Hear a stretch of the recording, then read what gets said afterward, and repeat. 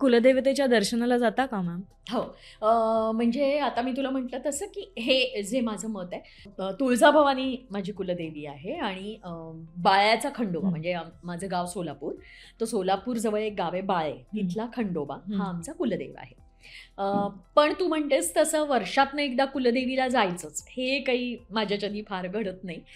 कारण खरं तर आमच्याकडे महालक्ष्मी असतात. हं. त्यामुळे वर्षातनं एकदा तसं आम्ही जातोच सोलापूरला. पण आपलं काम असं असतं, की गणपतीची सुट्टी फक्त 1 दिवस मिळते. त्यामुळे काम नसेल त्या हं. दिवशी नक्की त्या वर्षी नक्की जायला मिळतं. पण काम असेल तर नाही जायला मिळत. पण आता काम नाहीये समजा, नाही गेले मी महालक्ष्म्यांच्या वेळेस, तर मग मी वेळ काढून तुळजाभवानीला जाते का तर? तुळजापूरला जाते का म्हणजे? तर नाही होत तसं. पण आता कोथरूडला प्रयोग आहे आणि तिथे शेजारीच तुळजाभवानीचं मंदिर आहे. हं. ह्याच्या थिएटरच्या शेजारी. मग मी तुळजाभवानीला नक्की पाया पडून येते किंवा इथे दहिसर हं. मीरा रोडमध्ये एक तुळजाभवानीचं मंदिर आहे. तिकडे पाया पडून येते. असं मी करते म्हणजे जवळ जिथे आहे तिथे जाऊन पाया पडून येईन. पण अट्टहासाने तुळजापूरलाच जायचंय असं होत नाही. आणखीन एक मी तुला म्हटलं तसं, की देव या गोष्टीकडे बघण्याचे पण आपले विचार बदलत जातात. तर तसं आता ह्या मोठमोठ्या देवस्थानांचं बदललेलं स्वरूप, तिथली हो. लूटमार, ह्या सगळ्या गोष्टींमुळे हल्ली मला असं वाटतं, की तुळजापूरच्या तुळजाभवानीला जाऊन रांगेत उभे राहायचे, स्पेशल व्ही-आय-पी दर्शनाचे पैसे देऊन, ओट्यांचे स्पेशल पैसे देऊन तिथलं दर्शन घेण्यापेक्षा माझ्या घराशेजारी जी तुळजाभवानी आहे, ती पण तुळजाभवानीच आहे. जाऊन तिची ओटी भरते किंवा हल्ली तर खरं सांगायचं तर मी ओटी पण नाही भरत. कारण मला असं होतं, की तीच ओटी परत बाहेर जाणार आहे आणि ती हं. परत हं. येणार आहे. हं. हे आपल्याला कळलंय ना हो, आता. हो.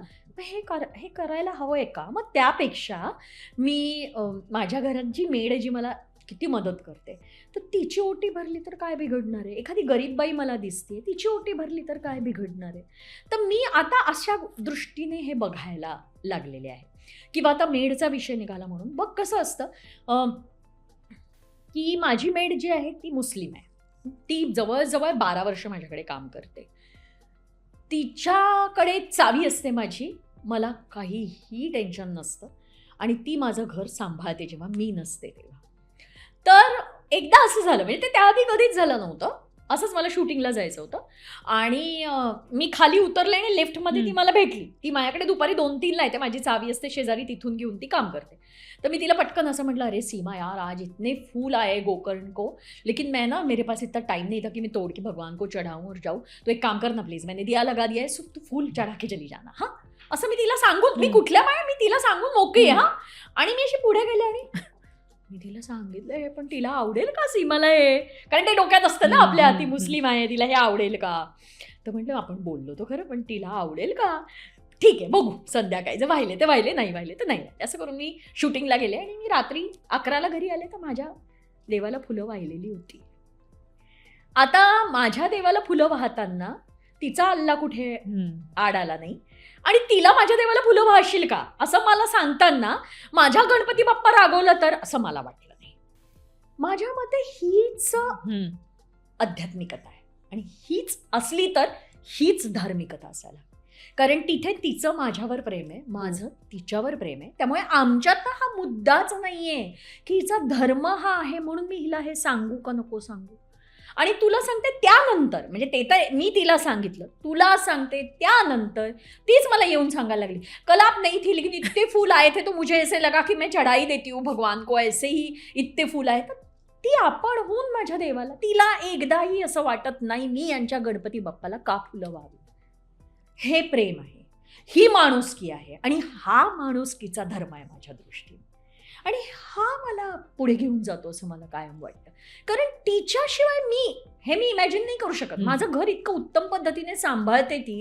माझी चाबी तिच्याकडे असते. ती इतकं छान, मला काहीही टेन्शन नसते. इतक्या वर्षात मला टेन्शन नाही. आणि ती मला ज्या प्रकारे मदत करते, अडीअडचणीच्या वेळेला मला 4 कामं जास्त करते माझ्यासाठी. म्हणजे मी तिला साफसफाईला ठेवली नव्हती तेव्हा सुद्धा तिला झाडू मारताना वर पंखा दिसला आणि तिला वाटलं पंखा काळा झालाय, तर ती असं झाडूने तो साफ करून जायचे. आणि मी दुसऱ्या दिवशी आल्यावर घर बघायचं तर पंखा काल तर नव्हता साफ. मग मी तिला विचारायचं, सीमा तूने काल पंखा साफ? हां, मैंने ऐसे ही ऊपर देखा. त्याचे पैसे नव्हते देत मी तिला. तिने माझ्यावरच्या प्रेमाखातर केलं होतं ते. सो हे प्रेम जास्त महत्वाचं नाहीये का? आणि हे हल्ली हरवत आहे. त्यामुळे मला कधी कधी असं वाटतं की नाही, देव आपल्याला हे नाही ना सांगत. देव आपल्याला फायनली माणुसकीच सांगतो. आणखीन एक तुला सांगते, विषय निघाला म्हणून. मी जॉयस मायर्स नावाची प्रीचर आहे. तर त्या बायबलवर बोलतात. जॉयस मायर्स ही फार प्रसिद्ध प्रीचर आहे US मधली, आणि मी जवळजवळ गेली 25 वर्ष तिला डब करते. ती इंग्लिशमध्ये बोलते, मी तेच मराठीत बोलते. तर जॉयस मायर्स चं काम जेव्हा मी करायला लागले तेव्हा माझा बायबलशी परिचय झाला.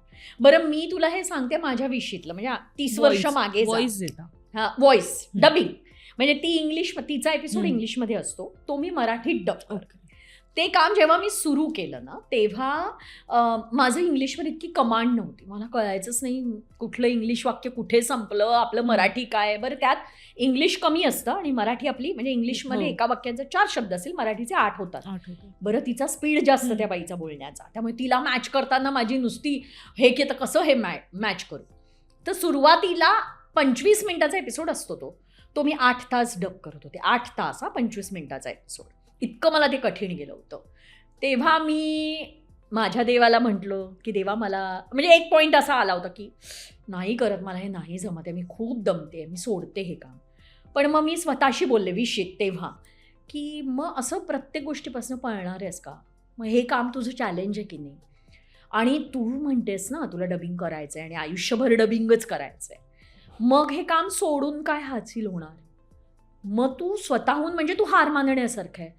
तुला समोरून काढत नाही आहेत ना, तुम्हाला जमत नाही आहे, तुम्ही 8 तास 25 मिनिटाचा एपिसोड करायला लावताय, बाबा तुम्ही घरी जा, असं तर होत नाही आहे ना. मग तू का म्हणतेस मी सोडते? हा जो माझा स्वतःशी एक सेल्फ टॉक झाला आणि मी ठरवलं ठीक आहे, करूया करूया करूया.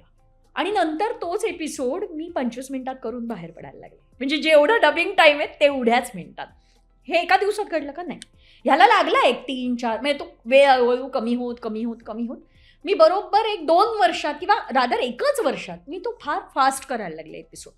तेव्हा जर मी हार मानली असती तर मी उत्तम डबिंग आर्टिस्ट, मी त्या एका कामामुळे माझं इंग्लिश सुधारलं, त्या एका कामामुळे माझं डबिंग सुधारलं, त्या एका कामामुळे मला स्पिरिच्युअली आयुष्यात खूप ताकद मिळाली. आता तिथे काय होतं? बायबल होतं समोर, बायबल होतं. म्हणजे तेव्हा सुद्धा जेव्हा मला हे काम सोडूया असं माझ्या डोक्यात आलं तेव्हा मी आपल्या गणपती बाप्पाला पण म्हटलं आणि येशूला पण म्हटलं की येशू आता तूच बाबा घे करून माझ्याकडनं, मला जमत नाही आहे. मी त्यालाही म्हटलं आणि मी आपल्या गणपती बाप्पालाही म्हटलं आणि मी ते काम केलं. आणि नंतर मी 20 ते 22 वर्ष ते काम केल्यामुळे बायबलमधली वचनाच्या वचनं माझ्या पाठ झाली. चोर येतो तो केवळ चोरी, घात आणि नाश करावयास, पण मी आलो ती तुला जीवनप्राप्ती व्हावी आणि ती विपुलपणे व्हावी म्हणून. योहान 10:10. अशी वचनाच्या वचनं माझी पाठ झाली. कारण मी इतकं सतत ते बोलत होते, जवळजवळ रोज डबिंग करत होते. आणि तुला आता माझा हाही अनुभव सांगते की कुठलाही धर्म वाईट शिकवत नाही. बायबलमध्ये वाईट सांगितलंय का? नाही.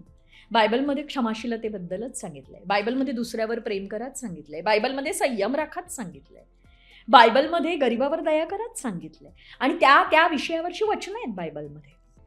म्हणजे आपल्याकडचे कीर्तनकार जसे संतांचा एखादा अभंग घेऊन तो एक्सप्लेन करतात, तसं जॉयस करते, सेम प्रीचर. आणि मला जॉयसची स्टाईल इतकी आवडायची आणि ती ना म्हणजे मी म्हटलं ही तर पुढच्या जन्मी ॲक्ट्रेस होणार. इतकी ती अशी एकदम उत्साह आणि अशी या टोकापासून त्या टोकापर्यंत बोलत वगैरे, ते व्यक्तिमत्वच खूप सुंदर आहे. त्यामुळे मला असं झालं हिला मजा येईल आणि मला ते जमलं ना. मराठी मनोरंजन सृष्टीमधील मालिका, चित्रपट, नाटक तसेच कलाकारांबद्दलच्या नवीन अपडेट्स जाणून घेण्यासाठी नक्की सबस्क्राईब करा इट्स मज्जा मराठी या आपल्या नवीन यूट्यूब चॅनलला.